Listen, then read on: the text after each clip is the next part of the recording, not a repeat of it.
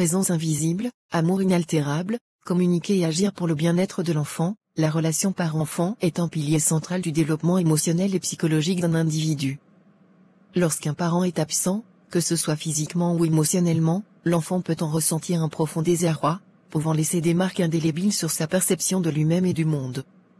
Expliquer cette absence de manière appropriée est crucial pour éviter que l'enfant ne se sente abandonné ou responsable de la situation.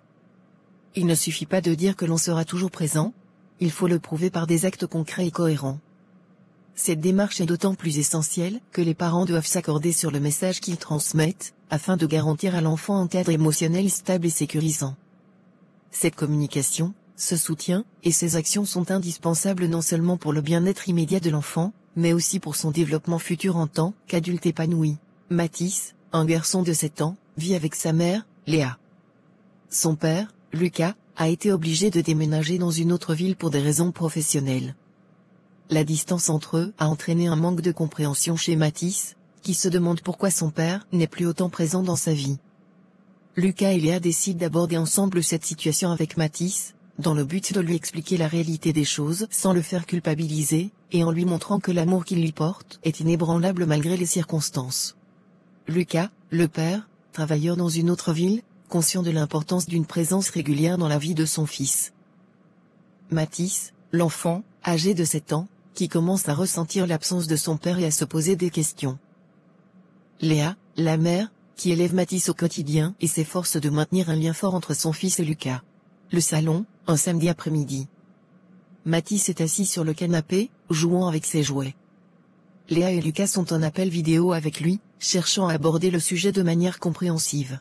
Léa, avec une voix douce. Mathis, tu sais, ton papa et moi avons quelque chose d'important à te dire. Nous savons que ces derniers temps, tu as peut-être ressenti que quelque chose n'allait pas, que ton papa n'était pas autant avec nous qu'avant. Mathis, regardant l'écran, légèrement inquiet. Oui, maman. Papa n'est plus là tous les soirs comme avant. Est-ce que j'ai fait quelque chose de mal? Lucas, avec une expression sérieuse mais douce. Non, mon champion.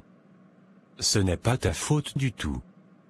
Tu n'as rien fait de mal, bien au contraire. La raison pour laquelle je suis moins présent, c'est à cause de mon travail. Je dois être dans une autre ville pour pouvoir subvenir à nos besoins. C'est une décision difficile, mais sache que je pense à toi chaque jour. Mathis, confus. Mais pourquoi tu ne peux pas rester ici avec nous? Je veux que tu sois là tout le temps. Léa, prenant la main de Mathis. Mathis, ton papa aimerait être ici chaque jour, c'est certain.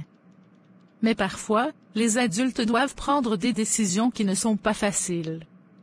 Ce n'est pas parce qu'il ne veut pas être avec toi. Il fait tout ça aussi pour toi, pour que tu ne manques de rien. Lucas, sourit tristement. C'est vrai. Et même si je ne peux pas être là physiquement tous les jours, je veux que tu saches que je suis toujours là pour toi, quoi qu'il arrive. Quand tu as besoin de parler, de jouer, ou même de me montrer tes dessins, je suis là. Nous avons nos appels vidéo, et je viendrai te voir dès que possible. Je ne te quitterai jamais dans mon cœur. Mathis, les larmes aux yeux. Et si tu es loin, comment est-ce que je vais te voir quand j'ai besoin de toi? Lucas, avec détermination. Je sais que ce n'est pas pareil, mais je vais m'assurer qu'on reste connecté. Par exemple, chaque soir, on pourra lire une histoire ensemble, même à distance. Et quand je serai ici, on fera plein de choses ensemble, juste toi et moi. Tu es ma priorité, Mathis, et je vais te le montrer, pas seulement te le dire. Et tu sais, Mathis, papa et moi, nous nous parlons beaucoup pour nous assurer que tu es bien, que tu es heureux. Nous travaillons ensemble pour que tu saches que tu es entouré d'amour, même si nous ne sommes pas toujours tous les deux là en même temps. Mathis, souriant légèrement. D'accord, mais tu promets, papa, qu'on passera du temps ensemble dès que tu reviendras? Je te le promets, Mathis. Je ne veux pas que tu te sentes seul ou oublié. Je vais te prouver par mes actions que tu comptes pour moi plus que tout. Quelques semaines plus tard, un vendredi soir. Mathis est excité parce qu'il sait que Lucas vient lui rendre visite. Lucas, en arrivant, embrassant Mathis.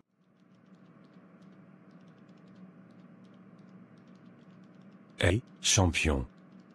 Prêt pour notre week-end ensemble? Mathis, avec enthousiasme. Oui, papa. On va lire cette histoire que tu m'as envoyée la dernière fois?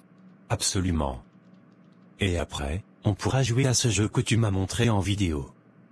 C'est à notre temps à nous, et rien d'autre ne compte. Communiquer avec un enfant sur l'absence d'un parent nécessite une approche empreinte de délicatesse, de transparence, et surtout d'actions concrètes qui démontrent l'amour et l'engagement du parent absent. L'enfant ne doit jamais se sentir responsable de la situation, ni se voir infliger une douleur supplémentaire par des incompréhensions ou des non-dits. Les parents doivent travailler ensemble pour offrir un cadre stable et sécurisant, où l'enfant se sent aimé et soutenu, malgré les distances physiques. Les enfants ne doivent jamais ressentir qu'ils sont responsables des décisions des adultes, mais plutôt qu'ils sont le centre de leur amour, qu'importe la distance. Les parents doivent s'engager non seulement par des mots, mais aussi par des actes concrets, qui réaffirment leur présence et leur amour inconditionnel pour leur enfant. Il est impératif que ces efforts soient continus et cohérents pour éviter que l'enfant ne se sente abandonné ou coupable. En construisant une relation basée sur la confiance et la communication, nous aidons à forger des adultes plus résilients, capables de gérer les défis de la vie sans se sentir diminués ou délaissés. Protégeons nos enfants aujourd'hui pour un avenir plus serein et équilibré.